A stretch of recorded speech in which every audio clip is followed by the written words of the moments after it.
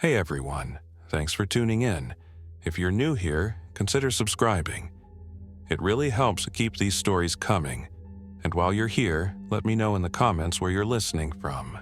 Now, sit back, relax, and let's get into the story. I did road work for the Missouri Department of Transportation for almost 12 years before everything fell apart. My name is Daniel Rios. Before the infected, my life was asphalt, lane closures, and night work under sodium lights. I knew every crack and expansion joint on Interstate 70 between Blue Springs and Oak Grove. I could tell you where the pavement pumped water in a heavy rain, where black ice formed first in December, and which exits people used when they were trying to avoid traffic cameras. In the end, those boring details are what kept me alive. The tunnel I ended up calling my bunker was never meant for people. It sat under an old exit ramp that had been closed years earlier after a design change. On the plans, it was labeled as a utility conduit and equipment access. In reality, it was a long, rectangular tube of concrete, maybe 8 feet wide and 7 feet high, running under the old ramp and connecting to a small maintenance room and storage alcove. It was accessed through a pair of heavy steel gates that had been welded years ago and then forgotten. The gates were set into a concrete wall under the ramp, behind some scrub brush and a chain-link fence that nobody bothered to repair after it sagged. I knew about it because I had been there when they sealed it. Back then, the district engineer wanted to reduce maintenance costs. The old ramp was redundant once they built a new diamond interchange a mile east, so they closed it off and shut down everything under it. We spent a weekend emptying out old pallets of bags of road salt, boxes of plastic delineators, busted crash cushions, and a couple of rusted-out compressors. Someone from the headquarters office signed a form. A contractor welded the gates shut, and it vanished from everyone's memory but mine. The first weeks of the outbreak burned a hole in my brain. I still hear the sirens when I close my eyes. It started like a bad highway incident. Emergency alerts, congestion reports, calls about wrecks. Except the wrecks did not clear, and the voices on the radio changed from professional to panicked. On the day everything snapped, I was on the night shift. We were supposed to replace some overhead signs near the Blue Springs Lake overpass. It was just routine maintenance. Close the left lane, take the lift truck out, swap a faded reflective sign panel for a new one, reopen before sunrise. Instead, we spent the night listening to the scanner and watching red and blue lights pulse along the interstate like some kind of broken Christmas decoration. At around 2:30 a.m., highway patrol units started talking about unresponsive subjects walking into traffic near a truck stop west of us. Then there were multiple collisions, reports of people attacking drivers who tried to help, emergency medical crews asking for law enforcement support because patients were agitated and aggressive. That was the phrase they used at first. It sounded clinical. It did not sound like the end of the world. By 4 a.m., the radio changed. There were very few proper call signs, just first names and people yelling over each other. Someone said dispatch was offline. Someone else said the city hospital was closed to new patients. When I tried to open up the news site on my phone, it would not load properly. The cell network was overloaded. My supervisor, Mark, sat in the driver's seat of our 1-ton flatbed in the closed lane on the interstate shoulder, the amber strobes still flashing. He was 52, with a permanent squint from years of working in glare. He kept the state-issued handheld radio pressed to his ear while my co-worker Ethan and I stood outside in our reflective vests, watching traffic choke up.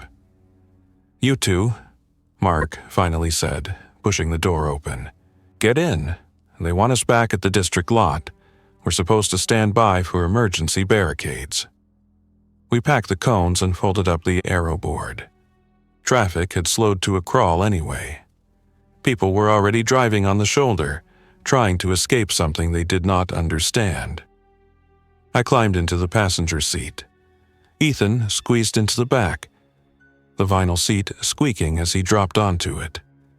Mark flipped the switch to shut down the aero board and pulled into the right lane, riding the fog line to avoid being sideswiped. As we drove west, I saw things I did not have words for at the time. A pickup truck was stopped sideways across 2 lanes, hazard lights flashing. A man stood next to it, his hands up, shouting at the cars around him. A woman in a hospital gown walked along the concrete barrier barefoot. In the median, a state trooper knelt beside someone on the ground, trying to perform chest compressions, while 3 people in torn clothing staggered toward him. "Shouldn't we stop?" Ethan asked. "We're not emergency services," Mark said. His voice was tight. "We're being told to get back. They want every available body for road closures and barricades. That's the order." I stared in silence as we passed. When I looked in the side mirror, I saw one of the staggering people reach out. The trooper's head snapped up at the last second. Then we were past them, and a semi blocked my view. We reached the district maintenance yard on the frontage road about 20 minutes later. The yard sat behind a chain-link fence topped with barbed wire, with a small office building, a salt dome, and rows of orange dump trucks. The gate was open when we arrived, but only a few vehicles were inside. Our other 2 sign crews were already back. So was the paint crew. The plow trucks, however, were missing, which made no sense in June. Inside the break room, someone had turned the wall-mounted television to a local news channel. The anchor looked pale and kept glancing off camera. There was a banner at the bottom that said, "Statewide emergency declared." The footage alternated between aerial shots of clogged interstates, shaky cell phone videos of people being chased through parking lots, and a press conference with the governor that kept cutting out. "Listen up," said our district maintenance engineer, Mr. Horn. He was a compact man who wore his safety vest even inside. "We have an incident escalation order. State Patrol is requesting hard closures on all ramps leading into downtown. We still have comms with headquarters, and they want our crews to support. But I'm not going to order anyone to go out there blind." "How bad is it?" Mark asked. Horn rubbed his forehead. "They're calling it an infection. Some kind of aggressive neurological condition. If you are bitten or exposed to blood..." He faltered, caught himself, and continued more carefully. "If you are exposed to bodily fluids, you could become sick and dangerous to others in a short period of time. That is what they are telling us. The hospitals are not accepting non-critical patients. Law enforcement is overwhelmed." "So, what are we doing?" someone else asked from the back of the room. "We're essential for traffic control," Horn said. "But I'm not going to send you out there without protection.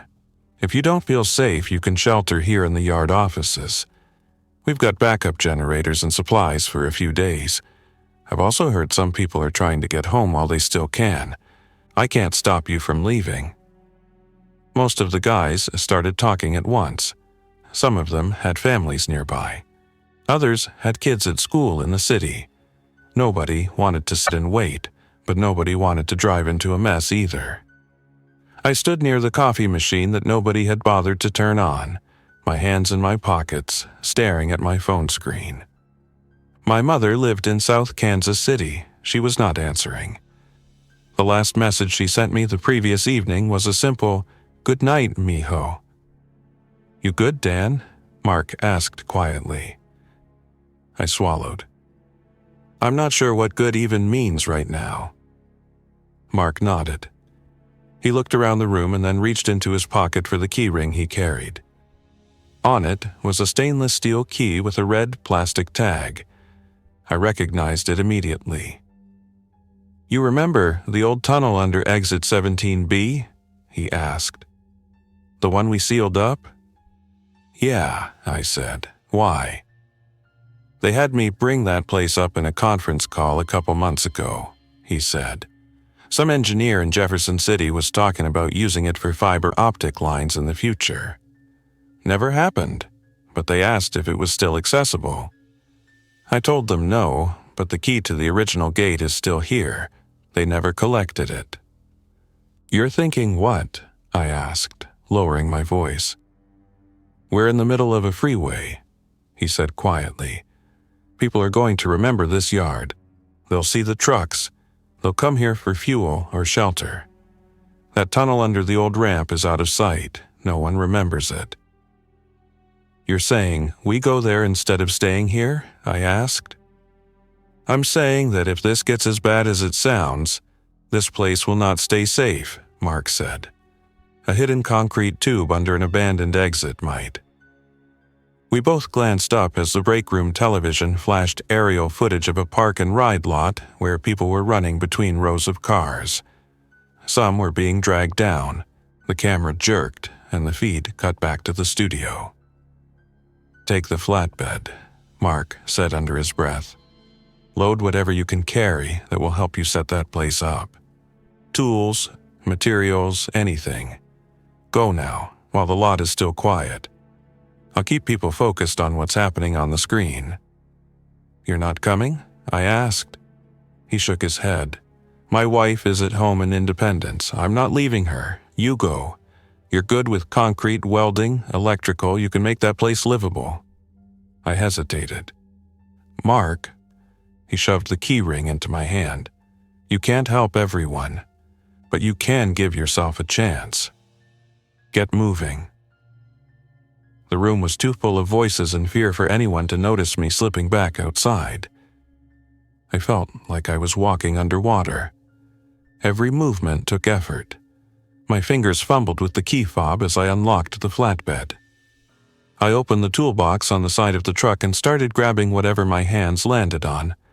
A cordless impact driver, a full set of sockets, pry bars, a bolt cutter, a spool of extension cord, a bag of concrete anchors, and a coil of heavy chain. I tossed them into the cab and then headed for the material bay. We had stacks of concrete barriers in the yard. They were the portable kind everyone called Jersey barriers, even though the official term in our paperwork was F-shape concrete barriers. Each one weighed several thousand pounds.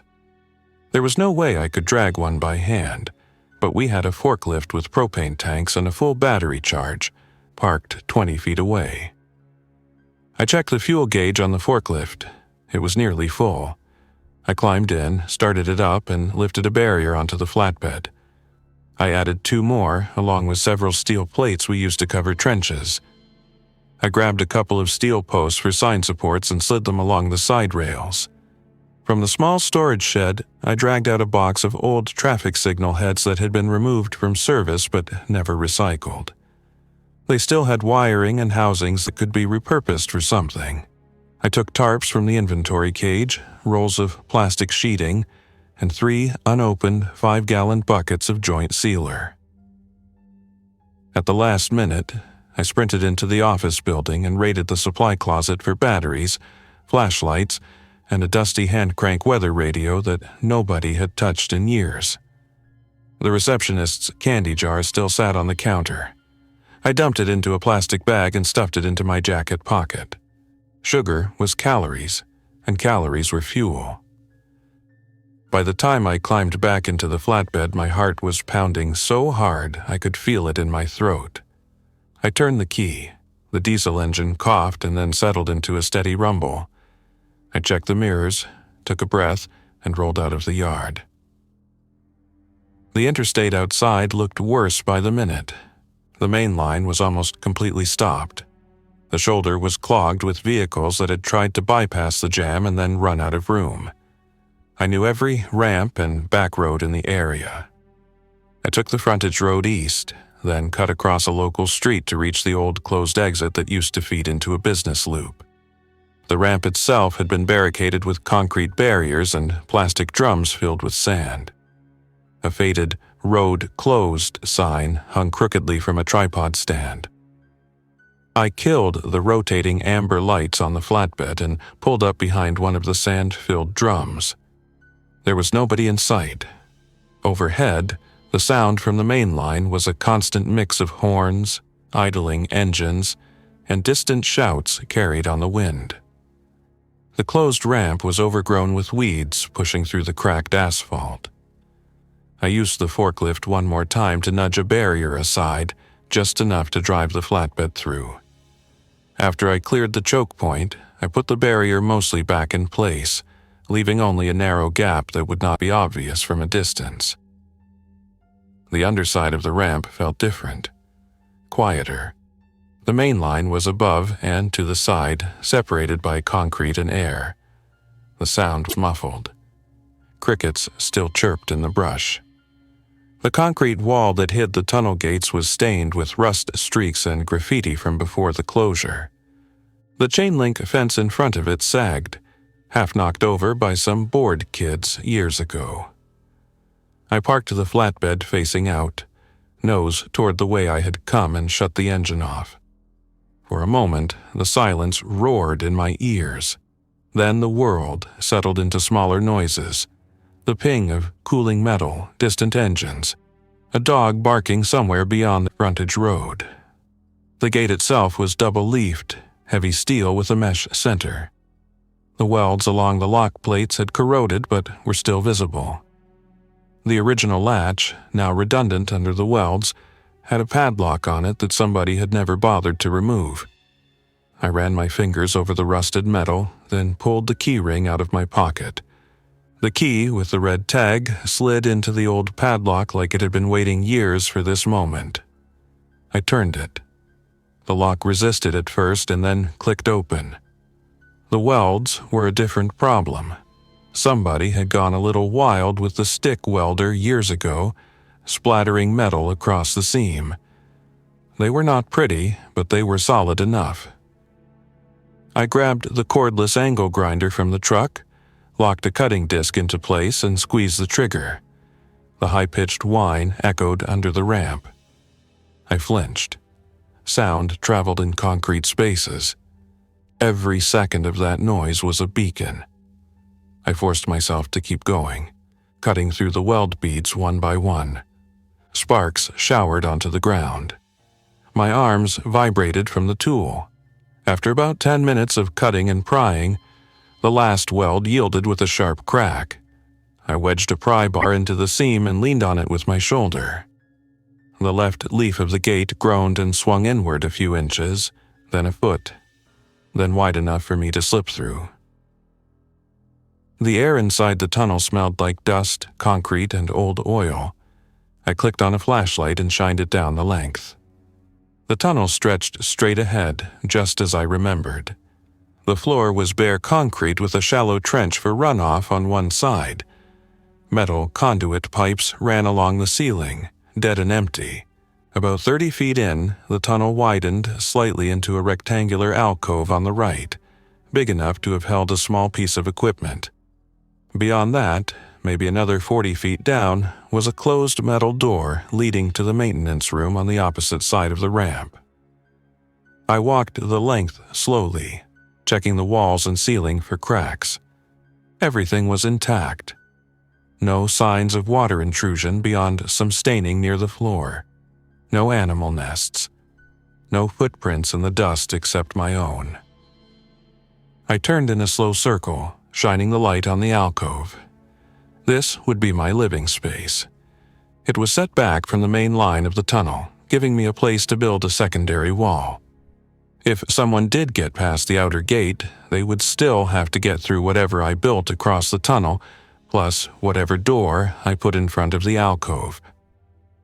I stepped back outside long enough to close the gate behind me.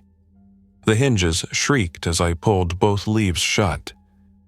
I slipped the old padlock through the latch and snapped it closed out of habit, even though it did not do much now. Then I dragged one of the jersey barriers off the flatbed and shoved it up against the base of the gate, angling it so that anyone trying to force the gate inward would have to fight the barrier's weight too. The rest of that day blurred into a long sequence of work. I hauled tools and materials into the tunnel until my legs shook. I cut scrap steel plates to fit inside the mesh of the gate, bolting them on with the anchors and impact driver. I used the steel posts meant for sign supports to build a frame for an inner wall about 20 feet inside, anchoring them to the floor and ceiling with expansion anchors and brackets. Across that frame, I bolted the other steel plates and leftover aluminum sign panels, overlapping them like scales. It was not pretty, but from the inside, I could not see any gaps larger than a couple of inches. For the door, I repurposed an old steel equipment cage door that had been strapped to the flatbed when I grabbed it in a hurry. I hung it on heavy hinges, lag-bolted into the posts, and reinforced the latch with an extra plate. On my side, I added a sliding bar made from a cut-down piece of angle iron. When I closed it and slid the bar into place, the door felt like the only solid thing in my world. By sunset, my arms were rubber. My back ached. Sweat soaked my orange shirt under the safety vest. I used a stepladder to climb up inside the alcove and hung tarps from the ceiling, segmenting the space into a rough room, separate from the open tunnel. I laid a tarp on the floor as well, then stacked some plastic crates to create a low platform that I covered with a folded emergency blanket and an old sleeping bag from the truck's emergency kit. It was not comfortable, but it was dry and off the bare concrete. The first night I slept in the tunnel, I did not really sleep. Sometime around midnight, a wave of sound rolled down from the interstate above. Horns, shouting, a crash so loud I felt it in my chest. The concrete amplified it, bouncing echoes back and forth. I lay on my side in the alcove, staring at the dim rectangle of light leaking around the tarp, gripping a crowbar like it was a lifeline. Eventually, the noise tapered off into an irregular mix of distant engines and the occasional horn. Then even that faded. The silence that followed was worse. The tunnel seemed to breathe around me. Every drip of water and scuff of my own clothing sounded twice as loud. In the morning, I forced myself into a routine. Routine meant control. Control meant survival.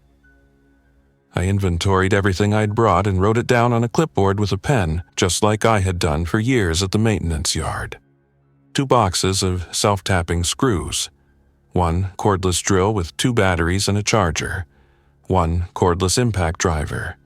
1 reciprocating saw with several blades. Socket sets, wrenches, pry bars, 2 sledgehammers, several lengths of chain. Tarps. A dozen plastic 5-gallon buckets scavenged from the yard. The hand-crank weather radio. Flashlights, spare bulbs, batteries of various sizes. Food was another matter. I had only grabbed what was easy and close. Vending machine snacks, some granola bars and bottled water from the break room, and the candy from the receptionist's jar. That would not last long. There were no built-in water lines in the tunnel either. I had to solve those problems immediately, but I could not do it by staying underground. I waited until mid-afternoon when the overhead noise seemed less frantic. Then I took the flatbed back out, this time with no rotating lights and no reflective vest. I wore a dark hoodie from my locker and a pair of work gloves. I drove slowly along the deserted, closed ramp until I could see the main line through the gap in the barriers. The interstate was a graveyard of vehicles, but not always people. Some cars had doors hanging open. Others were still idling, fuel slowly burning off while the driver's seat sat empty. I saw a minivan with the sliding door open, a car seat inside but nobody around. The air smelled like exhaust, hot rubber, and something else that made the hair on my arms stand up. A sour, organic scent I did not want to identify. I left the flatbed hidden under the ramp and climbed over the barrier on foot. My steel-toe boots scuffed the pavement. I moved between cars slowly, listening. The infected were not quiet. That was something I learned quickly. Their breathing changed, deeper and harsher, and their movements were jerky, uneven. I heard one before I saw it, a wet, labored sound coming from between a pair of delivery trucks. When I edged around the bumper, it lurched into view. It was a man about my age, in a polo shirt with a company logo on it. His face was pale, eyes unfocused, skin slick with sweat. His left sleeve was torn and dark with dried fluid. He staggered toward me, hands out, mouth open. There was a smear of something around his lips. "Hey," I said automatically, stepping back. "Stop right there, man." He did not respond. Whatever he was now, it was not someone who could understand reason. When he bumped into the side of a car, he did not even flinch. He bounced off and kept coming toward my voice. I had nothing in my hands but a crowbar. I retreated quickly, putting a pickup truck between us. When I circled around the other side, he tried to follow the sound, but he was slow. His coordination was off. I slipped away between vehicles, keeping low. I did not want a confrontation. Not yet. I was not ready. I needed supplies, not fights. It turned out that a lot of people had abandoned their vehicles in a hurry without taking everything. I found bottled water in cup holders, a half-full case of sports drinks in the back of a delivery van, canned food in a cooler in the trunk of a sedan. In the back of a pickup, I found a camping backpack complete with a small propane stove, 2 fuel canisters, a folding camp pot, and a water filter straw still in the packaging. I took it all and carried it back in multiple trips, loading the flatbed carefully so nothing obvious showed from a distance. The biggest stroke of luck came in the form of an unmarked white sedan parked on the shoulder with a spotlight on the pillar and a laptop mount bolted to the floor. An unmarked law enforcement vehicle. The driver's door was open and nobody was inside. In the center console, I found a holstered handgun with 2 spare magazines. In the trunk was a 12-gauge pump shotgun in a rack, along with a box of shells. There was a flashlight, zip ties, and a first aid kit. No radio. The dash-mounted one was dead, and the portable probably went wherever the officer did. I hesitated for a long moment with the handgun in my hands. Taking it felt like a line I could not uncross. But the world I had known was already gone. I slid the handgun into my belt and tucked the magazines into a pocket. I took the shotgun and shells back to the flatbed in a second trip, wrapped in a tarp. Back in the tunnel, I set the weapons aside and focused on making the place sustainable. Air was my next problem. As soon as I closed both gates and the inner wall door, the atmosphere inside grew heavy. The tunnel was tightly sealed. There were no active ventilation fans anymore. If I ran a generator inside, I would suffocate on fumes. The answer came from a wrecked roadside assistance truck I found along the frontage road a day later. The truck's front end was crumpled, but the rear utility compartment was intact. Inside were lengths of flexible ducting, a portable ventilation fan, and several large rectangular filters designed for shop use. The fan was electric, rated for use in confined spaces. It had a metal cage and a simple on-off switch. There was also a small gasoline generator strapped to the bed, its fuel tank nearly full. I hauled the whole assembly back to the tunnel. The generator I kept outside under the ramp, 20 or 30 feet from the gate, so the exhaust would not collect inside. I ran an extension cord through a small hole I drilled near the edge of the gate and sealed the gap around it with foam and duct tape. Inside, I set the ventilation fan a few feet back from the gate, pointing inward, and connected flexible ducting to its intake, feeding the duct up to a vent opening near the top of the gate where there had once been a small screened air gap. When I fired up the generator and flipped on the fan, I could feel fresh air pushing down the tunnel almost immediately. The stale scent dissipated. I let it run in short cycles, always mindful of the noise. The generator's low hum and the faint whine of the fan were enough to travel under the ramp and potentially up to the roadway above. So I only ran it during periods when the noise from the interstate was already high enough to cover it, like when a semi-trailer idled nearby or when some distant commotion sent echoes down. For times when I could not risk using the generator, I built a manual backup. I cannibalized the rear wheel and gear assembly from a bicycle I found in the trunk of a car on the interstate. I mounted it to a sturdy frame made of scrap metal and bolted the frame to the floor beside the ventilation fan. I attached a belt drive from the bicycle wheel to the fan's shaft, bypassing the motor. That way, when I pedaled, the wheel turned the fan and pushed air even without electricity. It was grueling, but 10 minutes of pedaling could freshen the air in the tunnel enough to make a difference. Water came from above. There was a shallow drainage ditch that ran along the base of the ramp embankment, feeding into a retention basin near the frontage road. Whenever it rained, water flowed into that ditch and then under a culvert that, according to the old plans, passed near the tunnel wall. I did not want to tap into the culvert directly. That route was also a potential path for animals, or worse, to reach me. Instead, I placed a series of plastic buckets and barrels under the ramp where runoff collected and then carried the filled containers down into the tunnel. I used the camping filter straw for drinking directly at first, then realized that its flow rate was too low for the long-term use. So, I built a simple gravity filter.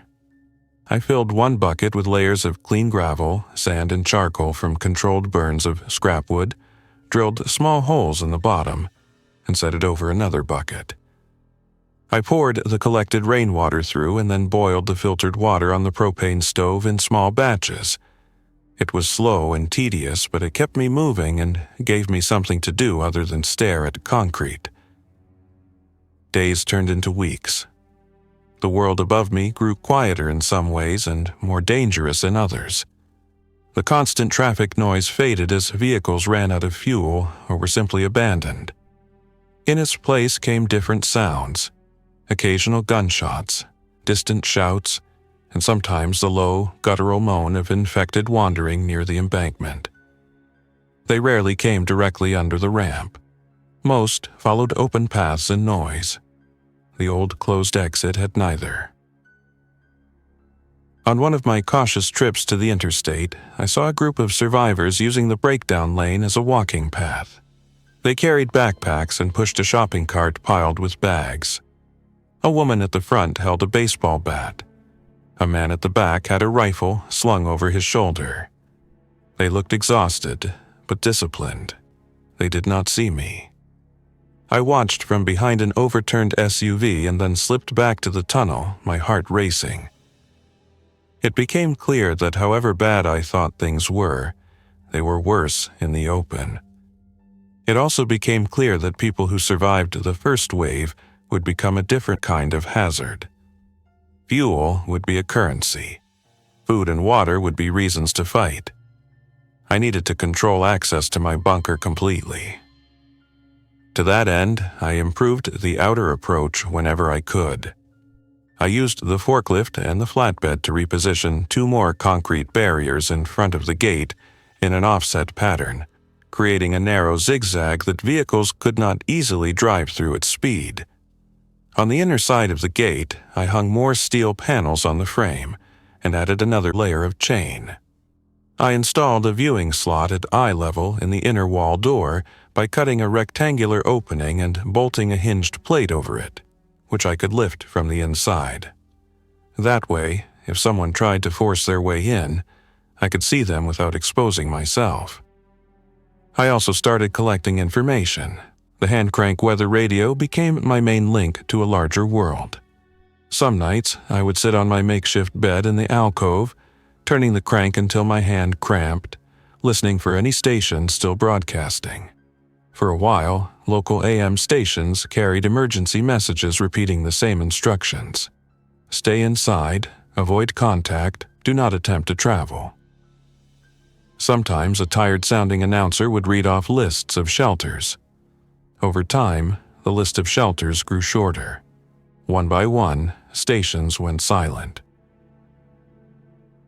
On one channel, I picked up a faint signal from farther away. A calm voice identified itself as part of a regional emergency communication network and gave periodic updates on the spread of the infection across states. The infection was not just here, It was everywhere. Major cities were overwhelmed. Military units were mobilized but had limited success. There were mentions of safe zones, but none anywhere near my stretch of I-70. I kept a log in a spiral notebook, recording dates and what I heard. It was a habit from work. We used to log incidents and maintenance tasks. Now the entries were things like Day 12, Kansas City Station off air, emergency broadcast only, mention of civil emergency in St. Louis. It helped me track time when the days started to blur.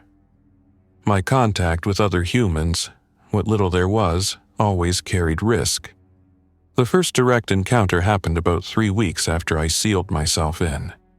I was outside under the ramp, refilling water buckets after a light rain, when I heard the crunch of gravel on the old ramp above. Voices followed, drifting down through the gaps in the concrete barrier. "Gates down there, I'm telling you," a man said. "They used to keep stuff under here, barricades, drums, maybe even fuel." "I still think we should keep moving," another voice replied. "We waste daylight checking some locked room. We end up sleeping in the open again." "We're out of gas," the first man snapped. "Unless you want to push that truck another 10 miles, we need something. There are barrels stacked at that yard back there, but the fence is a mess, and I saw infected in the ditch. This place is hidden. Nobody's been here for years. If there's anything left, it's ours." My heartbeat spiked. I set the bucket down slowly and moved silently toward the shadow of the wall, flattening myself against the concrete. I had closed the gate earlier, but the sight of the barrier still made me glance nervously at it. The outer chain-link fence was barely half standing. Anyone walking under the ramp would see the steel gate if they came close enough. Footsteps descended the slope. Loose gravel rolled.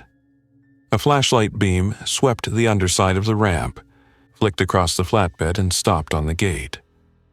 "There," the first man said. "Told you." "Yeah, okay," the second replied, sounding less skeptical now. I eased backward, keeping one hand on the crowbar at my side. I had the handgun holstered at the small of my back, but drawing it would mean committing to a different level of confrontation. For the moment, I just listened, counting the voices. I heard at least 3, maybe 4. The beam hit the steel panels I had bolted over the mesh. It moved up and down the gate, then down to the barrier I had shoved against the base. The chain-link fence crunched as someone pushed it aside. "This is welded," a third voice said. "See where they cut here? Someone's been in recently." My stomach dropped. I had not thought about the cut weld marks from the grinder being visible from the outside. I had just been focused on getting in as fast as possible that first day. "Maybe they sealed it back up from the inside," the first man said. "Look, there's fresh rust dust or whatever that is near the hinges." "Someone might still be in there," the second man said. "Good," the first replied. "Maybe they've got fuel. Maybe they've got food. Either way, they're behind a gate, and we need what they have more than they do." I did not like that sentence. It told me exactly what kind of mindset I was dealing with. I retreated inside, moving quickly but as quietly as I could. I closed the inner wall door and slid the bar home, then killed the lights. In the dimness, I felt my way to the viewing slot and lifted the hinged plate just enough to see out into the tunnel. The gate at the far end shone in the flashlight beams. Shadows moved, elongated by the angle of the light. Metal clanged as someone rattled the gate. The sound echoed down the concrete tube, magnified. "Gate's locked solid," one voice said, "but the welds are cut. We can probably pry it open." "Listen," another hissed. "Do you hear that?" I held my breath, listening. At first, I heard nothing but the ringing in my own ears. Then, faint and distant, from somewhere near the frontage road came a different sound, a low, uneven groan. "We need to be fast," the first man said. "Noise is going to bring them in." There was a scrape, and then the distinct ring of a crowbar hitting steel. They were going to try to pry the gate open. The outer barrier I had shoved against the base would slow them, but not indefinitely. I could sit quietly and hope they gave up. I could also be proactive. Without turning on any lights, I felt my way to a small metal box near the alcove. It was something I had set up specifically for this type of situation.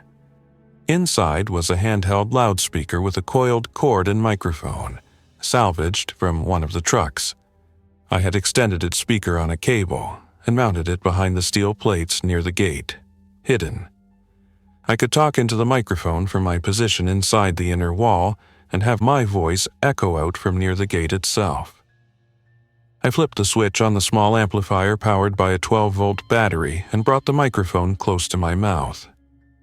"Step away from the gate," I said, keeping my voice calm and even. It boomed down the tunnel, distorted slightly by the echo. "You are at a state facility. This access is sealed. You are drawing infected. Leave now." For a second, everything stopped. Then one of the men swore under his breath.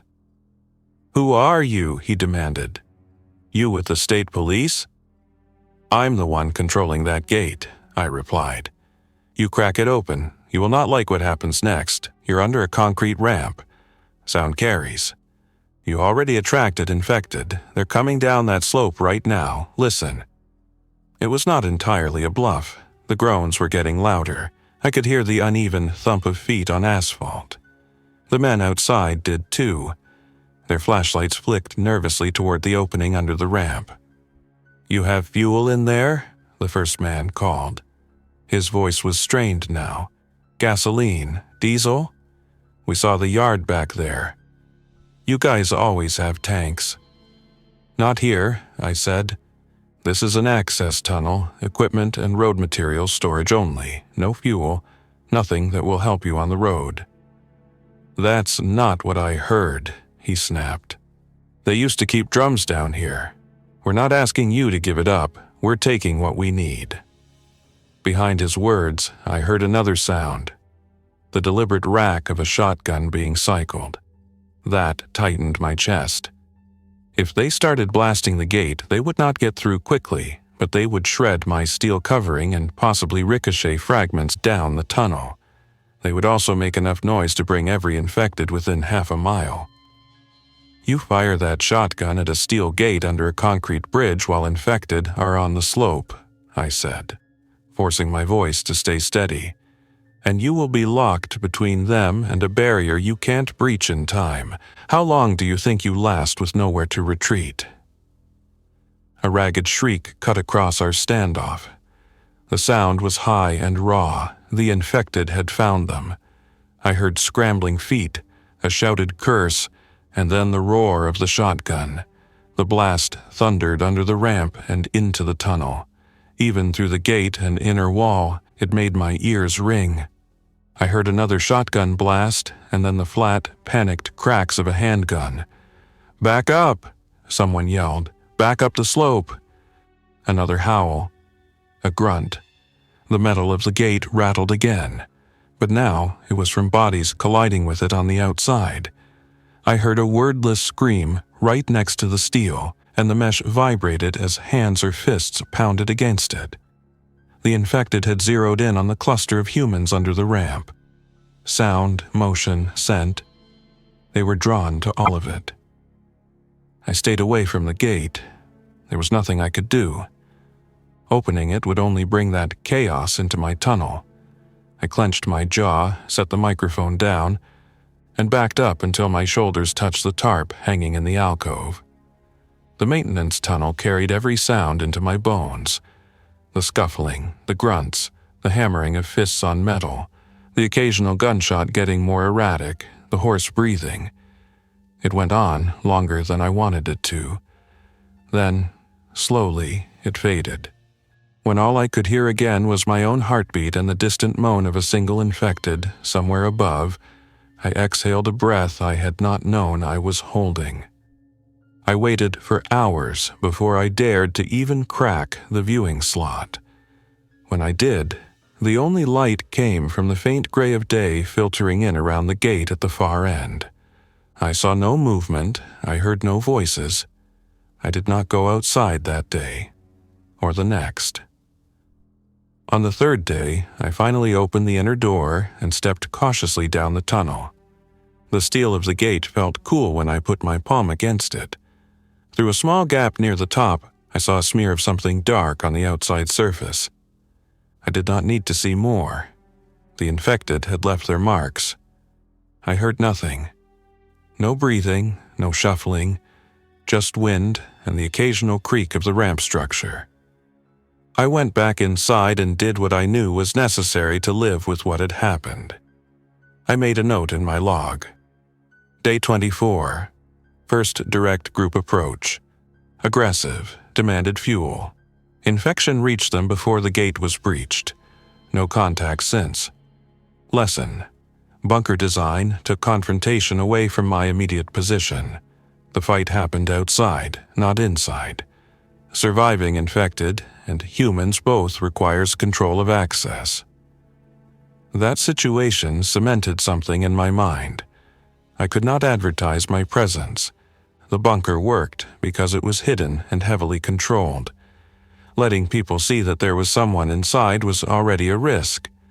Engaging them in conversation was another. I decided that in future, unless I had a clear advantage and a reason to talk, I would remain unseen and unheard. Of course, intentions like that only hold until something changes. In my case, what changed was a storm. In late summer, a line of severe thunderstorms swept across the state. The kind of system that usually had us swapping night and day shifts back when life was normal, so we could respond to flooding and downed trees. The sky went green in the afternoon. Thunder rolled constantly. Lightning slammed into the ground so close that my teeth vibrated. From inside the tunnel, the sound was like someone rolling a metal drum back and forth overhead. I could hear the solid drumming of heavy rain on the ramp and the hiss of runoff pouring down the embankments. Water flowed into the drainage ditch and then into the culvert that ran near my tunnel wall. I had worried about flooding when I chose this place. The tunnel floor was slightly higher than the surrounding drainage paths, and the plans had shown no direct openings from the culverts into the tunnel. Still, I did not fully trust paper. So, when I saw a thin line of water begin to seep from a crack near the floor, I watched it closely. Within an hour, that thin line became a small flow, then a stream. The runoff must have found a path along the exterior of the tunnel wall. It seeped in through a construction joint that had probably been minor for years and then turned into a leak under sustained pressure. The shallow trench along the floor started to fill.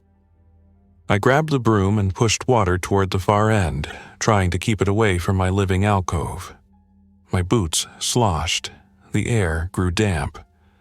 I moved my bedding and anything that could be damaged up onto plastic crates, raising them a few inches higher. Then I checked the maintenance room at the far end of the tunnel. The maintenance room was basically a concrete cell with old electrical panels and a ladder leading up to a manhole that opened near the service road. I had kept that ladder blocked with a steel plate and a chain, not wanting any surprises dropping in from above. Now, water was dripping through the edges of the manhole cover as well. I had two problems: water infiltration and air quality. The humidity went up fast. With no active exhaust, the tunnel's air started to feel heavy. Running the generator-driven fan would help, but the generator was outside under a ramp in a lightning storm, and I did not like the idea of stepping into that to yank the starter cord. I compromised. I dragged the ventilation fan closer to the inner wall, away from any electrical panels, and switched it to the belt-driven configuration. Then I started pedaling. 10 minutes turned into 20. My legs burned. The fan blades spun, pushing air down the tunnel and out through the small gaps near the gate. It did not remove the moisture, but it kept the air from stagnating completely. The water kept creeping along the trench. I tried sacking it with leftover bags of road salt stacked as sandbags. The salt dissolved and created a brine channel instead. That might have helped draw some moisture away, but it also left a crust of salt crystals that stuck to my boots. By the time the storm finally began to move east, a shallow sheet of water covered half the tunnel floor. My alcove was still dry, but barely. I realized that if this happened regularly, my bunker would become a damp cave instead of a secure shelter. The solution ended up coming from my old roadwork habits. We always carried small portable sump pumps in the maintenance yard for dealing with flooded underpasses. I had not thought to grab one on my initial rush, but I had since been back to the yard once or twice at off-peak hours to scavenge supplies. The yard was less safe now than it had been in the first week. Fences were cut in multiple places, and someone had siphoned fuel from the storage tanks. But on a day after the storm, when the sky was clear and the infected seemed less active near my stretch, I took the risk. I drove the flatbed along back roads, avoiding the main line as much as possible. The maintenance yard looked gutted. The office windows were broken. The break room door hung off one hinge.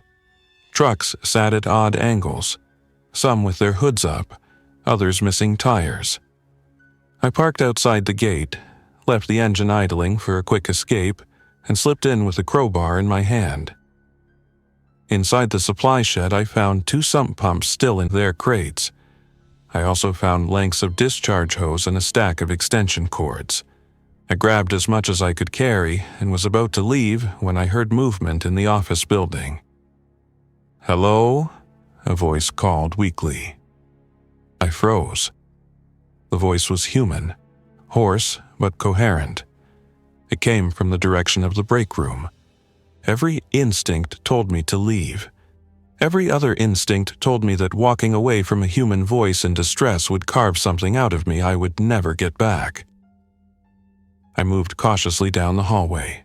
The break room floor was covered in broken glass. The television was gone. The table was overturned.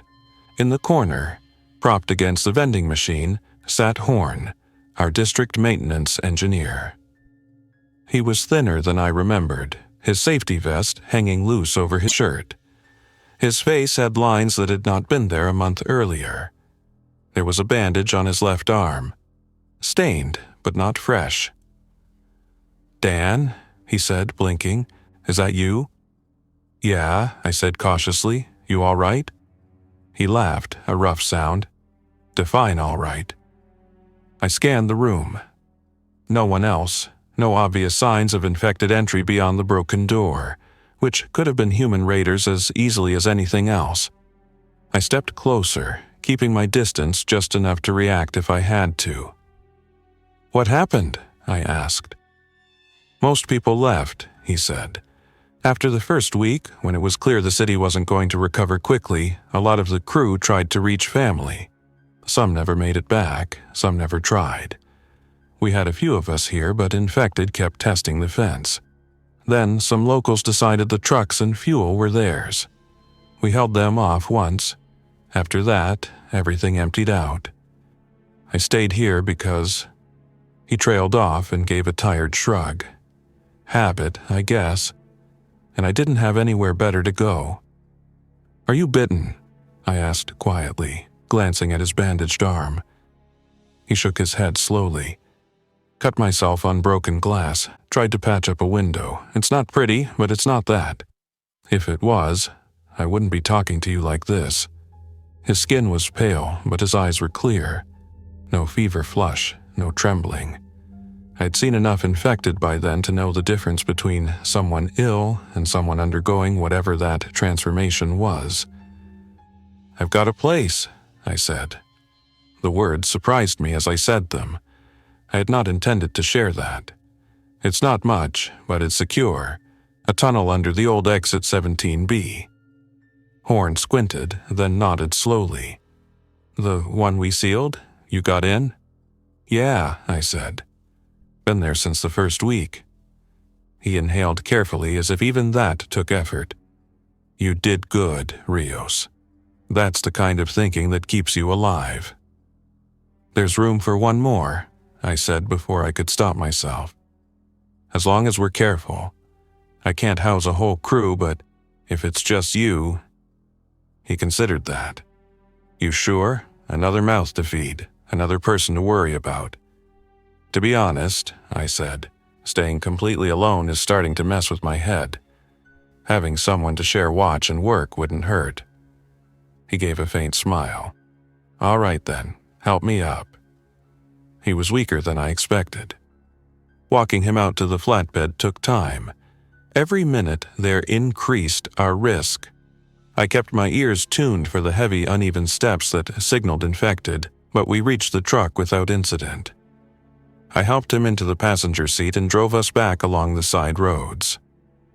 Back in the tunnel, I set up another sleeping platform in the alcove, using crates and tarps.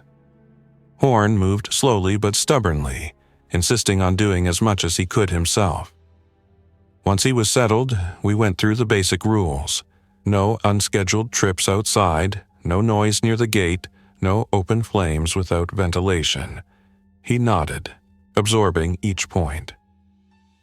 "Engineering is about managing risk," he said. "This is just a different project." With Horn there, the bunker became something more than my private hole in the ground. He brought knowledge I did not have. His career had been more on the design side. He knew the structural drawings of these tunnels and ramps in more detail than I ever had as a field tech.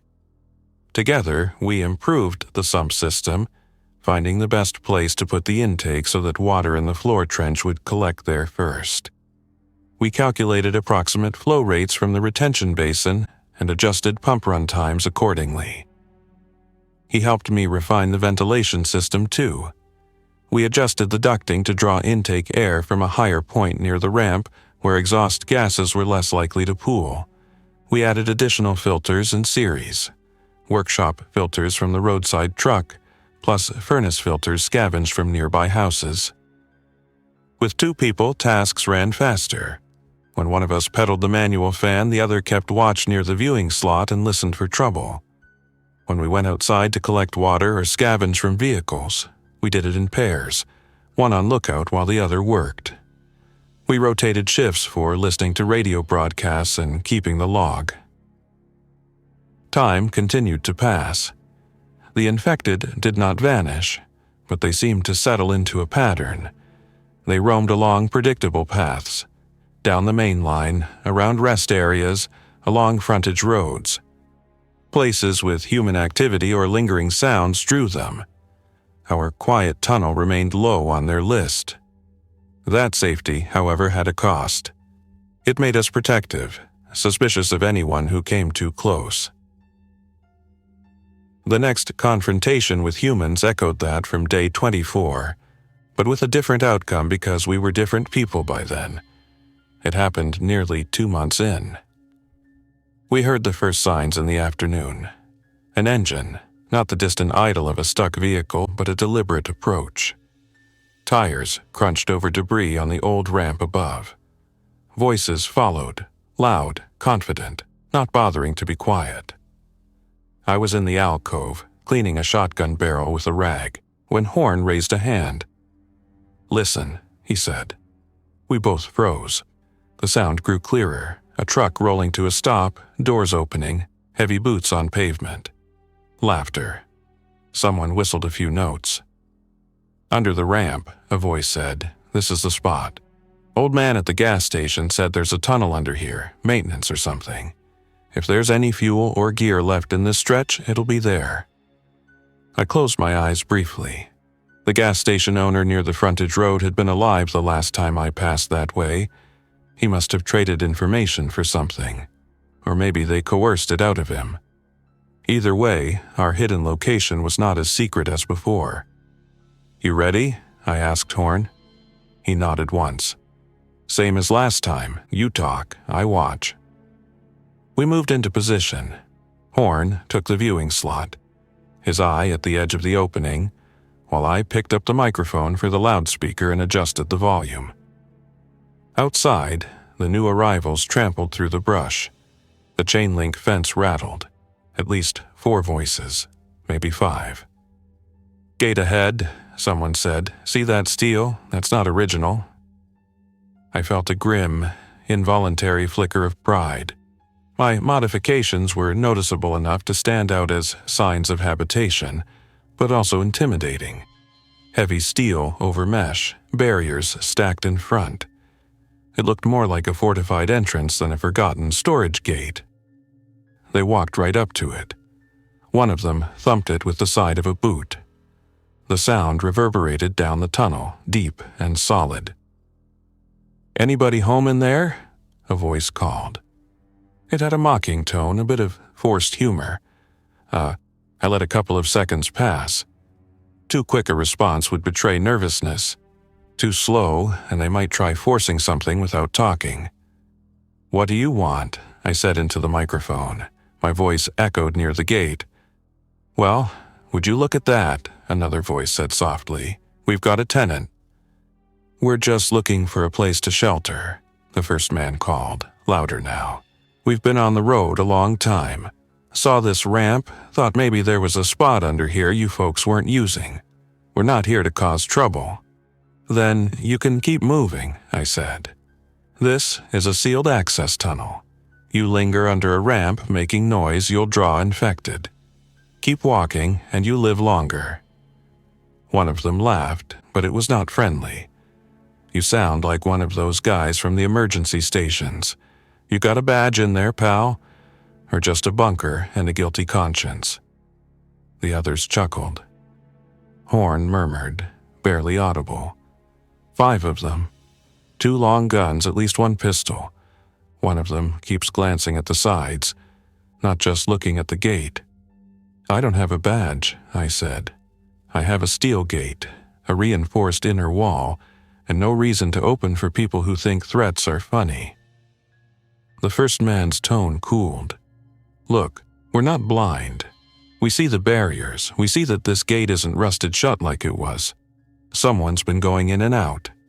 That means you've got fuel, or power, or food, or all of the above. We've got families to take care of." "Then you should not be wasting daylight trying to rob a sealed tunnel," I replied. "You want supplies? Hit the rest areas and the exit gas stations? Plenty there." "Already did," he said, repeatedly. "Not much left, and we're not asking. We're telling. Open the gate and let us in, or we find our own way through." He meant it. There was a hardness to his voice that was different from the previous group. Less desperation, more calculated force. These were not maintenance workers scrambling for fuel. These were raiders who had survived long enough to become comfortable with taking what they wanted by intimidation. I needed to change the dynamic, make this more costly for them to attempt. "You have 5 people," I said calmly. "We have a clear field of fire down this tunnel and no reason to spare ammo. I know exactly where you stand because I built this gate. You have no idea what's on the other side. I can hit you through those gaps with a 12 gauge before you get the lock halfway cut." That was not entirely accurate. My shotgun was indeed loaded and trained on one of the gaps near knee level, but I did not actually want to use it unless they forced my hand. The statement was less about specifics and more about reminding them they were at a disadvantage. "Maybe," the man said after a moment. "Or maybe you're bluffing. Because if you had that much firepower, you'd be out here, not cowering behind a door." "These days," I said, "smart people stay behind solid walls. The ones wandering around demanding handouts with guns tend to end up as infected sooner rather than later." One of the others snorted. "He's got a mouth on him." Horn spoke softly, his eye still at the slot. "2 of them are nervous. One keeps glancing toward the ramp slope. Infected sign, maybe?" As if on cue, a distant howl drifted down from the embankment. The raiders fell silent. The sound was farther than last time, but it was moving closer. Footsteps rustled brush somewhere above. "You drew them already," I said. "Every minute you stand there arguing with the gate, they close the distance. We're under concrete. You're not." I heard a low curse, then the first man spat. "This isn't over. You got something good in there, we'll be back for it. Maybe with more people. Maybe with a way to smoke you out." "You try to smoke a tunnel without knowing how the ventilation runs," I said, "and you'll end up choking yourselves long before it affects us. That's the kind of mistake that takes someone off the board permanently. Walk away." The infected sounds grew louder. The raiders hesitated for a few seconds more, then backed off, their boots scraping on the slope. A truck door slammed. The engine turned over. Tires spun, spraying gravel. The truck pulled away, heading back up the ramp. For a brief moment, I considered popping the gate just enough to see them, to assess what kind of rig they had. Then I reminded myself that curiosity was one of the surest ways to die in this new world. When their engine noise finally faded, Horn lowered the viewing slot cover and exhaled slowly. "That's not the last we've seen of people like that," he said. "I know," I replied.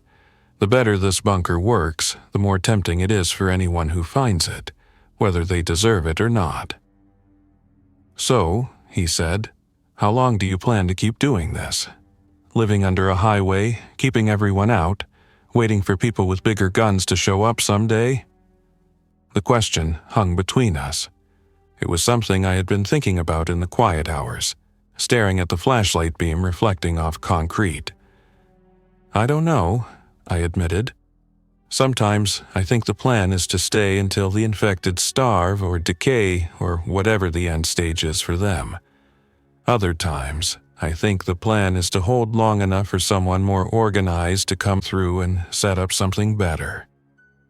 "Radio traffic has dropped off," Horn said. "The emergency station we used to get from St. Louis cut out last week. The one from Omaha hasn't broadcast in days either." "There was that one from Fort Leonard Wood," I said. "The military one. They said they were consolidating civilians and setting up secure routes." "They also said not to travel alone," Horn pointed out. "And we're two guys in a tunnel with limited food and no formal resupply. Staying hidden works until it doesn't. At some point, you either join something larger, or you become a legend about some crazy road worker who turned a maintenance tunnel into a fortress and never came out." The image was unpleasantly easy to imagine. "What are you saying?" I asked. "I'm saying we watch and listen," he said. "If we hear credible reports of a convoy or clearing operation on this stretch of I-70, we think about making contact. This bunker is a tool, not a coffin. We used it to survive the first months.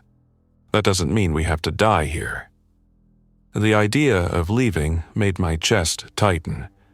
I had poured sweat and fear into every inch of this place. It had kept me alive through the collapse, storms, raiders, and infected. But Horn was right.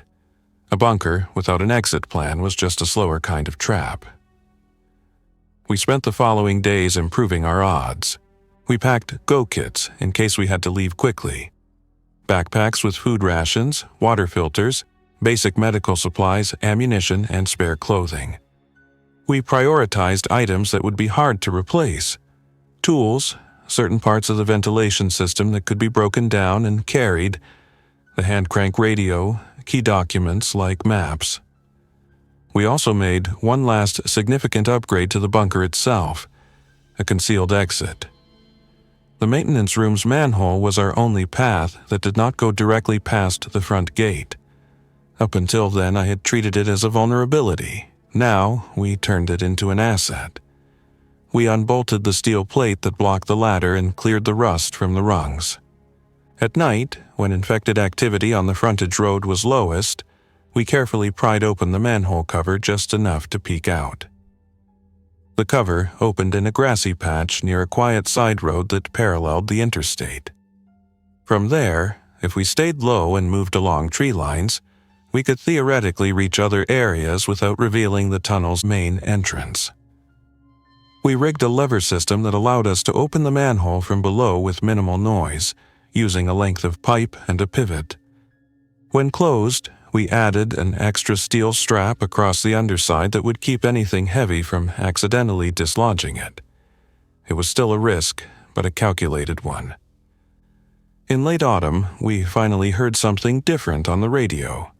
A voice with a clear military cadence identified itself as part of a National Guard unit operating along a corridor of I-70, working to clear infected and escort survivors to a designated safe zone near a former training facility.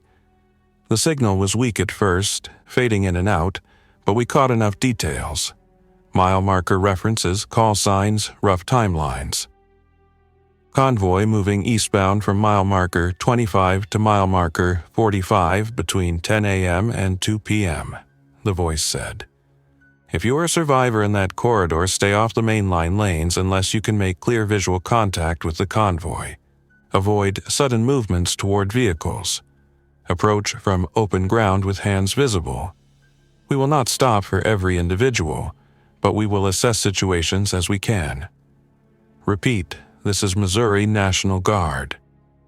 Horn and I looked at each other. Our tunnel sat under an old ramp near mile marker 31. This is it, he said quietly. Probability-wise, this is the best opportunity we're going to get to link up with something bigger. Or to get shot by jumpy soldiers who think we're infected, I said. He nodded. That too, but we can't stay underground forever, not if there's an option. We spent that night preparing. We packed our go-kits and staged them near the ladder. We stripped the bunker of anything that could not be carried but would be useful to someone else if they managed to find it later. Barrels, partially filled with water, the gravity filter, basic tools. I wrote a short note on a piece of plywood and hung it inside near the gate. If you find this place and it is still secure, respect it. It saved 2 lives. Use it wisely. In the morning, just before 9 a.m., we opened the manhole enough to see the sky. It was clear, with high clouds and a cold bite in the air. The side road was empty. In the distance, I could just barely hear the occasional echo of gunfire, then the low rumble of heavy engines. We waited until the rumble grew into a steady background drone. Then we climbed out, one at a time, closing the manhole behind us and covering it with a scattering of leaves to avoid drawing attention. Each of us carried a backpack, a rifle slung across the chest and a handgun holstered. Our hands were free. We moved through the brush parallel to the interstate until we reached a point where the embankment sloped down to a relatively open field. From there, we could see the main line. For the first time in months, I saw an organized line of vehicles moving instead of random clusters. They came into view in formation. A lead Humvee, followed by a series of cargo trucks with canvas covers, then another Humvee and a couple of civilian pickup trucks clearly brought into the convoy. Soldiers stood in the back of some of the trucks, scanning the fields and overpasses. The American flag was bolted to the antenna of the lead vehicle. Dirt-streaked but unmistakable. We followed their speed visually, estimating. The convoy was moving about 20 or 25 miles per hour, slow enough to watch for threats. We stepped out of the tree line while they were still a few hundred yards away and walked down the gentle slope toward the shoulder, keeping our movements deliberate and slow, weapons slung, hands raised. My heart hammered against my ribs. The wind carried the sound of engines, the gravel crunch under boots, the faint metallic rattle of gear in the trucks. A soldier in the lead Humvee spotted us and pointed. The vehicle slowed. The convoy behind it adjusted accordingly, gaps expanding slightly. "Stay calm," Horn said under his breath. "We're just 2 maintenance guys who built a bunker and survived the first wave. That's all." "Feels strange to be topside in daylight," I replied quietly. The lead Humvee pulled onto the shoulder, kicking up dust and loose debris. A sergeant with a neatly trimmed beard and tired eyes climbed out, his rifle hanging across his chest but pointed downward. 2 other soldiers took positions nearby, watching us but not aiming directly. "That's close enough," the sergeant called when we were still 20 or 30 feet away. "Hands where I can see them. Identify yourselves." "I'm Daniel Rios," I said. "Highway Maintenance, Missouri Department of Transportation. This is my supervisor, David Horn. We took shelter in a maintenance tunnel under the closed ramp at exit 17B at the start of the outbreak. We heard your broadcast." He studied us, eyes flicking over our clothing, our gear, the way we moved. We must have looked rough compared to how we had been months earlier. Beards, worn clothes, patched jackets. But we were steady on our feet. Our weapons were well maintained. Our eyes were clear. "You 2 alone?" he asked. "Yes," Horn said. "We had no other crew join us. We have a secure site under that ramp. We fortified it. It kept us alive." The sergeant nodded slowly. "We've heard stories about people doing that, turning whatever they know into fortresses. Good thinking. Any infected in the immediate area we should know about?" "Activity comes and goes," I said. "The ramp itself is relatively low traffic. The main line gets more. We've seen raider groups too. We turn them away from the gate." "Intel matches," he said. "We took fire from a group about 10 miles back. They hit us from an overpass and tried to peel vehicles off the convoy." He shrugged slightly. It did not end well for them. He looked over his shoulder, judging the convoy's patience. Then he returned his gaze to us. "Here's the situation," he said. "We're moving civilians and essential personnel east toward a consolidated safe zone. We can't stop long, and we cannot send a team with you to check out your bunker right now. We're stretched thin.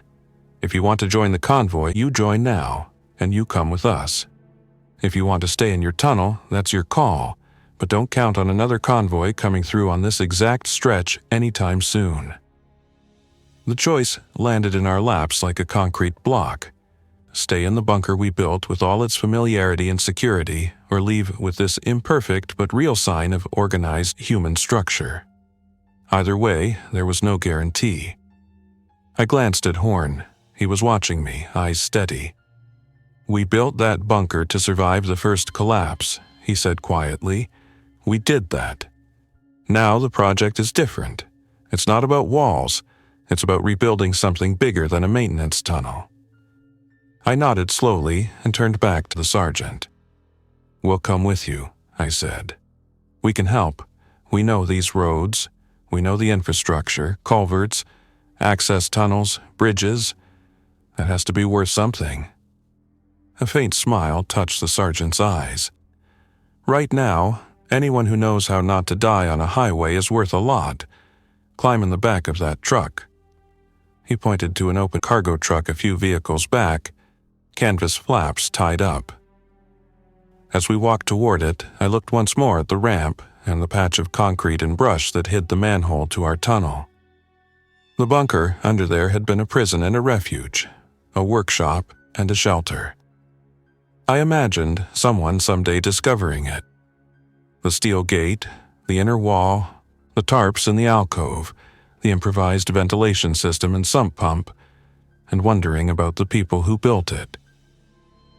I did not know if I would ever see it again, but as I climbed into the back of the truck and felt it lurch into motion, merging us into the convoy's protective line, I knew one thing for sure. The skills that let me turn a forgotten maintenance tunnel into a bunker would still be with me wherever I went. Surviving infected was one thing. Surviving people was something else. I had learned to do both under a dead exit ramp, and that knowledge was not something I was leaving behind. Thanks for listening. If you enjoyed this story, don't forget to like and subscribe. Your support keeps these creepypastas coming. Until next time, stay alert, stay safe, and never ignore the feeling that something is watching.